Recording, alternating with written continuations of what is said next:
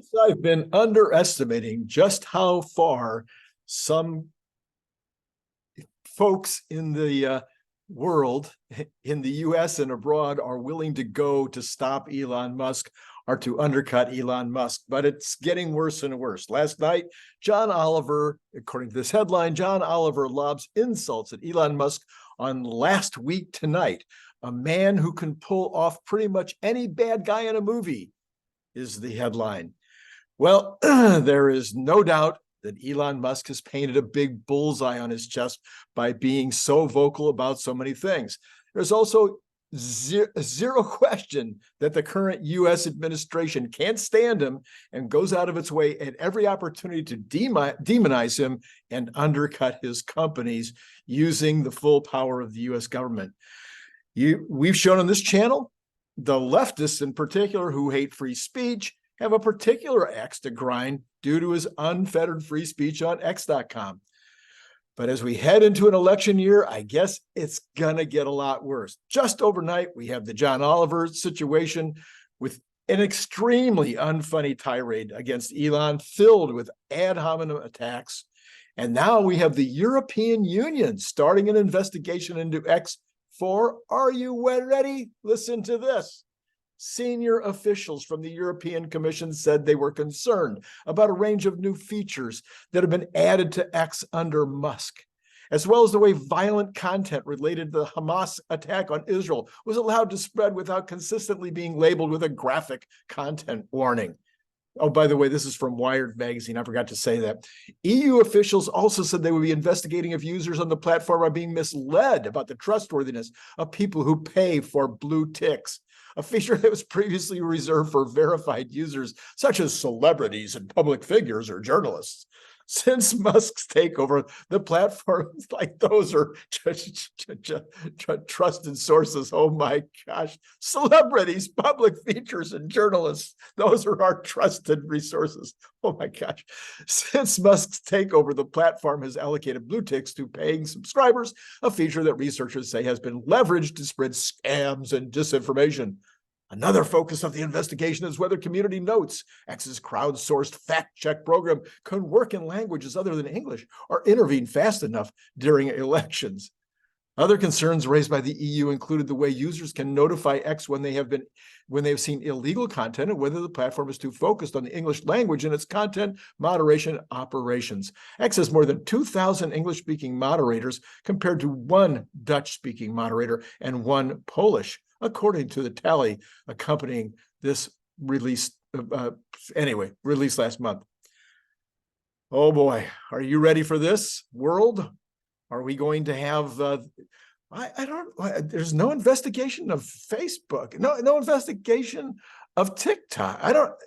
Anyway, with this investigation, it becomes the first major platform, only major platform to face a formal investigation for violating the rules included in the European Union's new Digital Services Act, which has the power to tell tech companies to change the way they operate or fine them up to 6% of their global revenue. Today's opening of a formal proceeding against X makes it clear that with the DSA, the Digital Services Act, the time of big online platforms behaving in ways that they're too big to care has come to an end, says Thierry Breton, the EU's Internal Markets Commissioner. As an in-depth investigation will now take place. Boy, is this the way we want things to go? But in the face of this, Tesla stock is outperforming this morning in the early going. We'll get back to that at the end of the episode. But this is Randy Kirk. Hit like and subscribe and notify, because later today, Brian White has been doing some original reporting and some deep diving into this campaign that's being waged against Elon Musk and Tesla through news bias. And he and I will completely eviscerate all of these folks later today. He broke the story overnight of the horrific 30 minutes tirade by John Oliver, only to have issues with his video being blocked. We'll talk about that with Brian later today. And of course, then we have Larry Goldberg, co-host of Good News Monday, coming up after that in the late afternoon. Well, now let's get to some more. One quick thing. If you haven't placed your order, this is the time to do it. I know you want to get this box. This box, it's just about the box. I can never open it, of course, because it's black all around. It's hard to find where to open it. There is what happens when you open the box. You know you need to buy this for yourself, for your friends, for your family, for your coworkers, for your buyers, all the rest, $25 for one. And you know the rest of the story. The information is all down in the description below and as to pricing and where to send the money. All right. Best in Tesla saying this morning, Tesla is still the dominating EV brand in Europe with 17.7% market share. Tesla's not just the best-selling brand, but last year, 2022, they ended with 14.7% market share, but now they've increased it to 17.7%. This should not be possible, he says, to increase its market share in Europe with all the competition that has come, and now the EU being, anyway. But this is really big testimony to Tesla's insane growth rate. The Model Y is the dominating force in the EV space, but Tesla Model 3 is still the second best after the Model Y selling EV in Europe. Sawyer Merritt has this to say: if you invested $1,000 into General Motors and got behind Mary, it doesn't say that. I added that. General Motors 2010 IPO, you'd have $1,083 today, not including dividends. If you invested $1,000 into Tesla in 2010 IPO, you'd have $222,740 today. Boy, I wish I'd done that. According to a recent report of 750 business leaders using AI from Resume Builder, by the way, this is a new story. This is not the same story. Anyway, indent, new paragraph. According to a recent report of 750 business leaders using AI, this is from Resume Builder, 37% said the technology replaced workers already in 2023. Meanwhile, 44% report there will be layoffs in 2024 resulting from AI efficiency. Okay, so this is AI efficiency, but what is it also? It is productivity. According to Asana's State of AI at Work 2023 report, employees say that 29% of their work tasks are replaceable by AI. While positions like research and data analysis are in line with AI automation, for example, companies will still need someone to prompt the AI, make sense of the results, and take action. So this is what my son, who's in marketing for a large CPA firm, very large CPA firm, he says of his job that it's up to him to be one of those folks who knows how to use the AI, to use ChatGPT, et cetera, in order to enhance his capabilities as a tool. The folks that don't do that are going to be out. You learn it, quote, you learn it by asking it questions and seeing what it's capable of, in some ways being disappointed and in some ways being wowed, and then you lean into that, Hood said. The best thing that employers can do is give folks the ability to understand what the art of the possible is through individual experimentation using AI today. So on that same subject, I spoke to someone who was a coder until last year. He switched jobs. He says that they all know that there is no future in coding. All of his friends, everybody in that business knows it's over with regard to the coding business. And that's just one. So this is another story. Time lost filling your battery at superchargers continues to be an issue. People are worried about the 15, 20, or 25 minutes they spend at a supercharger compared to the, let's be honest, 5 minutes, 6 minutes that you spend when you fill your ICE vehicle. So here's some arguments on the other side. One, you need to stop on a road trip, and generally you can use the time for food and drink. You got to stop every few hours, and that's how long your car is going to run. Number two, the time you save by not going to service stations normally makes up 10 times over for the occasional time you need to charge on trips. I mean, we stop in superchargers maybe once every other month, and the rest of the time we just fill up at home. Number three, you could stand in line. People will stand in line for 10 minutes at Costco to save $4. I mean, so your time at Costco goes from being 5 minutes to being 15 minutes, and that's just to save $4. Save a lot more when you fill up at a supercharger.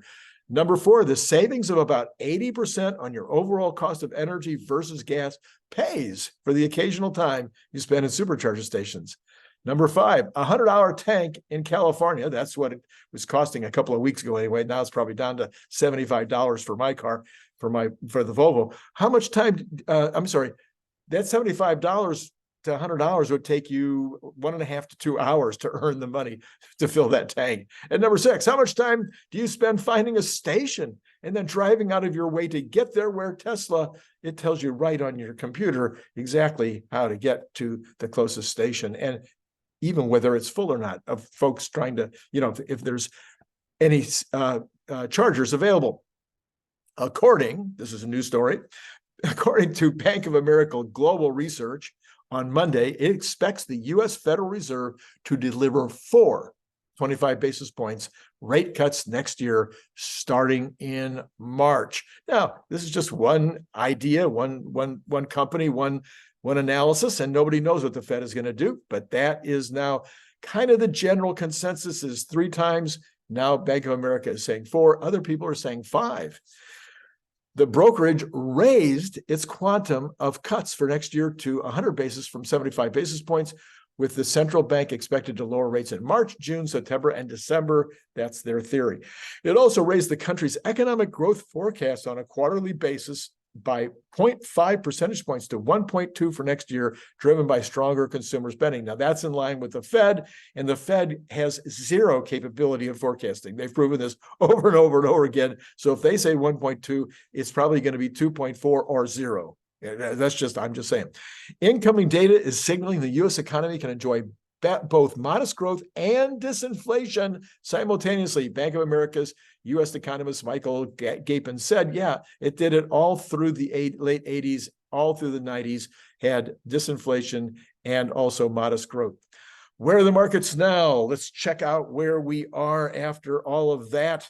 We have Tesla still up 1.33%, ahead of most of the Magnificent Seven, some of which are up, some of which are down. There's a little bit of a mix, like Apple is down and Microsoft are down.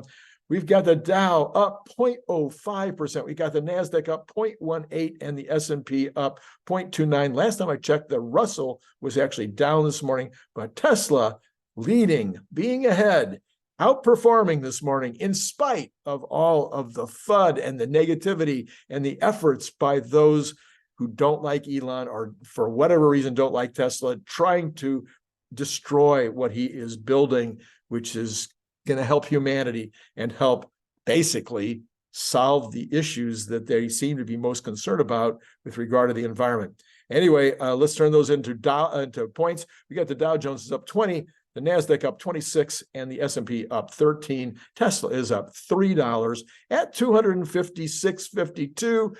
We're still marching towards that 300. Will we make it by the end of the year, or will we have to get into the first week of the new year to get to 300? We'll see.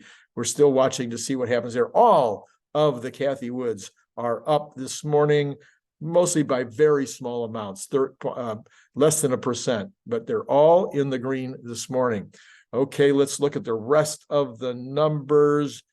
Just a second here. We have got the 10-year is up 0.3, just a little over 3 basis points at 3.961, still well under 4%. We have got the 2-year actually coming down coming down just a little bit this morning. So the inversion is lessening, and the 2-month is actually down, but those are both pretty flat. I mean, basically flat. All right, so that's what's happening with the bonds. Let's take a look at oil. We have oil up a little bit this morning. Okay, we've got this Red Sea thing going on.